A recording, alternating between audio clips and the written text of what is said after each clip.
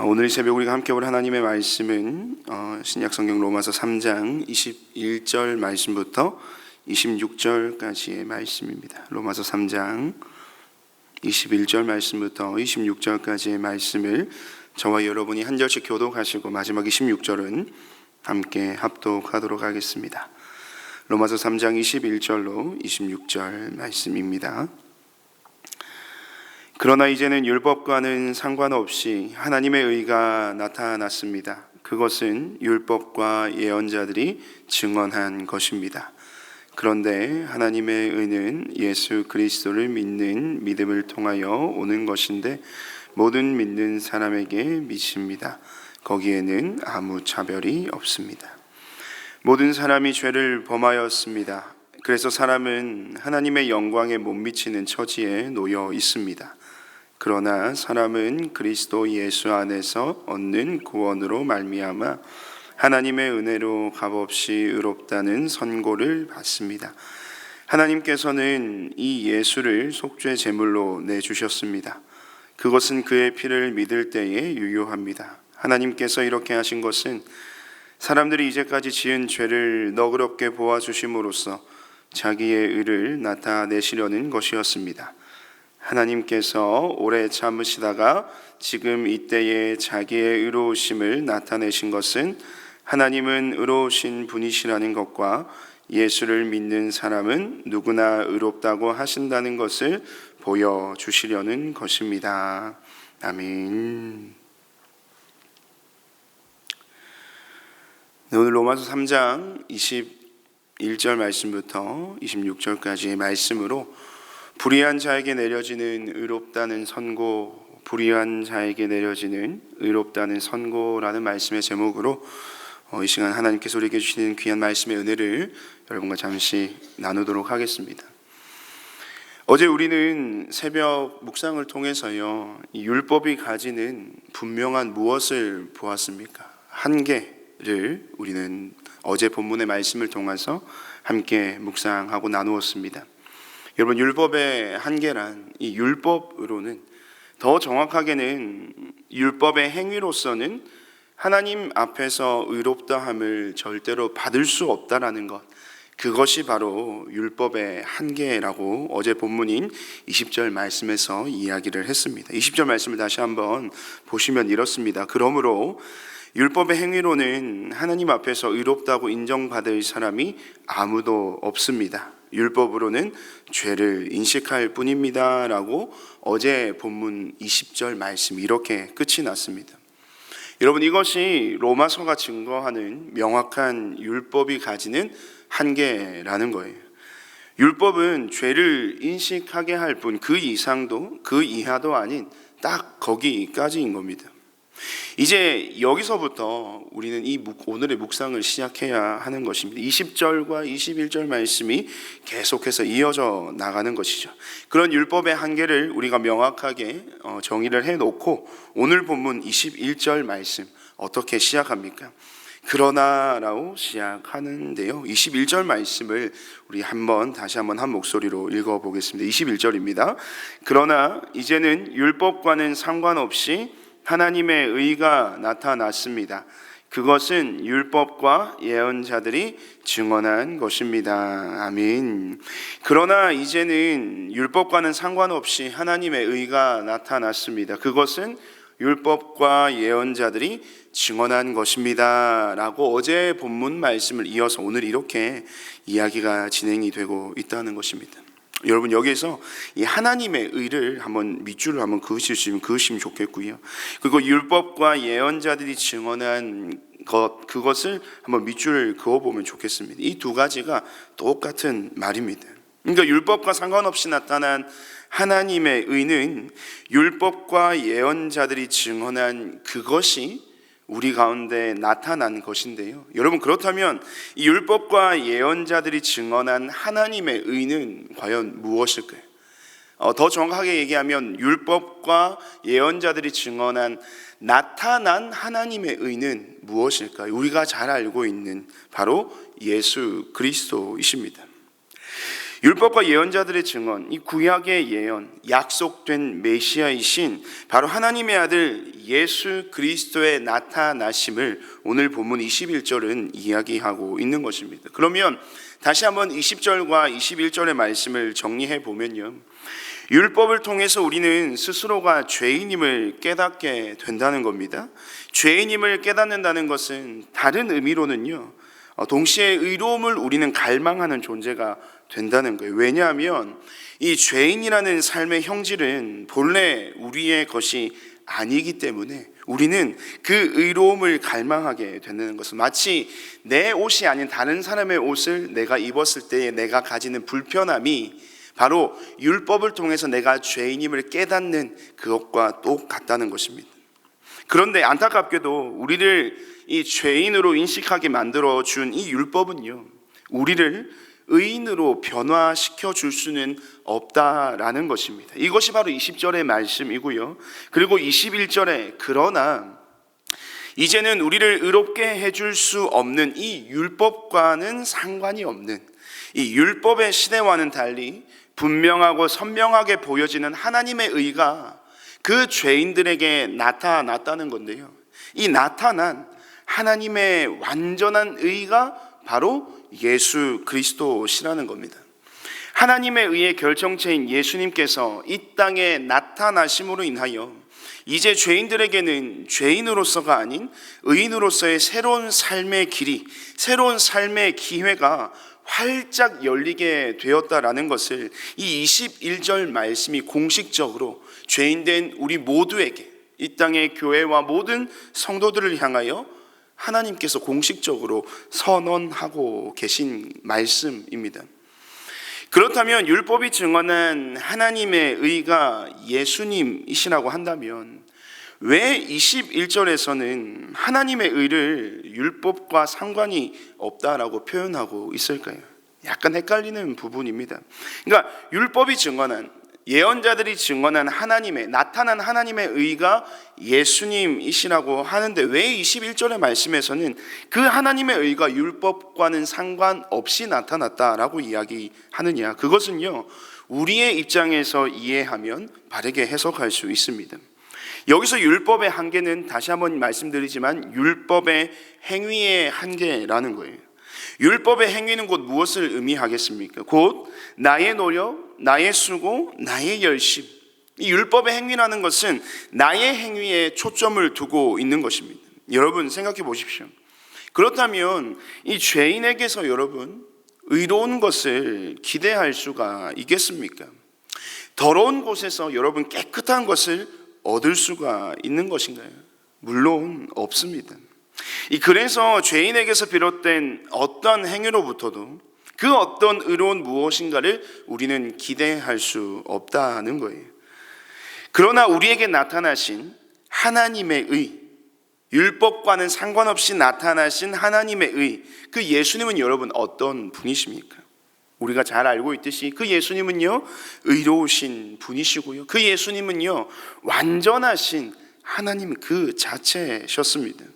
우리는 바로 그 의롭고 완전하신 그 주님의 공로에 힘입어서 의로움을 얻게 된다는 것이 말씀의 포커스입니다.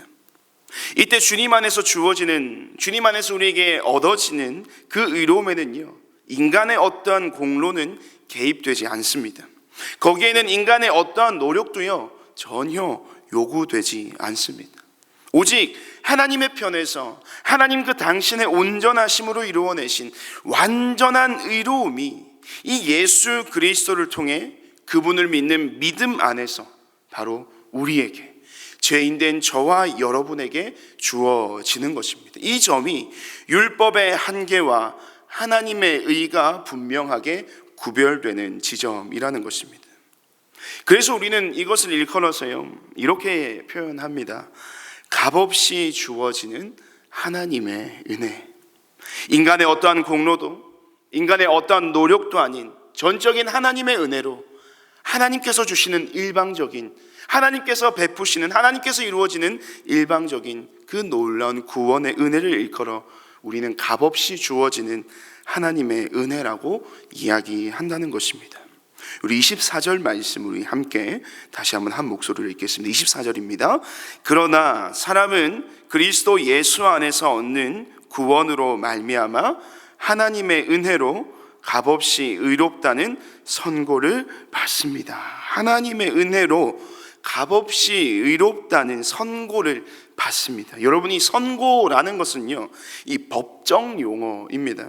모든 사람이 죄를 범하였으며 그 결과 하나님의 영광에 이르지 못하는 이 법적으로요, 우리의 신분은요, 죄인이라는 것입니다. 하지만 이제는 값없이 주어진 하나님의 그 은혜인 예수 그리스도로 인하여 이제는 더 이상 죄인의 신분이 아닌 의인의 신분으로서 새로운 삶의 정체성을 가진 자가 되었음을 법적으로 하나님은 공적으로 선언하고 계시다는 거예요. 누구를 향하여 말입니까? 이 시간 죄인된 삶의 정체성으로 그 모든 죄악의 사망의 그 실패와 좌절과 절망의 인생으로 치닫고 있는 죄인된 우리의 삶을 향하여 이제 너희는 더 이상 죄인이 아니라 나로 말미암은 너희는 의인이다 라고 하나님께서 예수 그리스도를 통하여 우리에게 선언해 주고 계시다는 겁니다. 하나님께서는 더 이상 우리를 죄인이 아닌 당신의 의로운 자로 여겨주신다는 거예요. 이것이 바로 저와 여러분이 지금 현재 누리며 살아가는 하나님께서 베풀어 주시는 값없이 주시는 하나님 당신의 은혜임을 여러분 믿으시기를 바랍니다. 여러분, 이 같은 하나님의 은혜는요, 바로 우리를 위한 은혜입니다.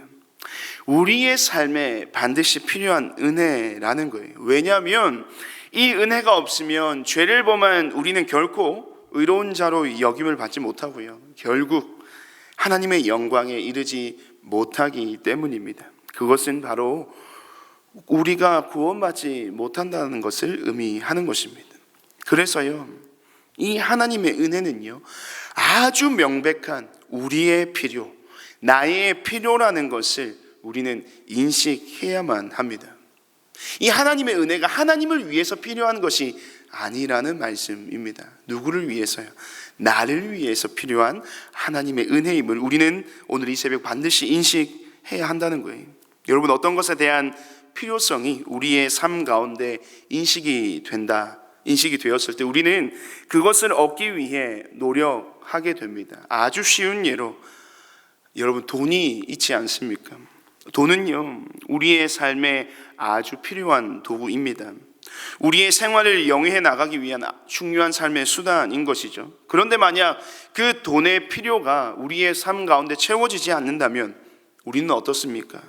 현재를 살아가는 것 자체를 굉장히 두려워하고 혹은 어려워합니다. 그래서 우리가 열심히 돈을 버는 것 아닙니까? 그래서 우리가 열심히 돈을 구하는입니다. 그래서 우리가 열심히 돈을 쫓는 것입니다. 왜요? 우리의 삶에 돈이 가지는 그 중요한 돈의 필요성을 알기 때문입니다. 그렇다면 여러분은 지금 현재 여러분의 삶에 하나님의 은혜의 필요성을 얼마나 절감하며 살아가고 계십니까? 앞서도 나누었지만 하나님의 은혜는요, 명백한 우리 자신의 필요였습니다. 하나님을 위한 것 아닙니다, 여러분. 나를 위한 것입니다. 자신의 삶에 하나님의 은혜가 절실하게 필요하다는 것을 아는 사람이라면, 그것을 스스로가 그 필요성을 깨닫는 자라면 오늘날 우리의 신앙생활의 모습과 태도는 분명하게 달라질 것입니다. 찬양을 드리는 우리의 중심도요, 말씀을 듣고 그 말씀을 대하는 우리의 모습도 분명히 달라질 것입니다.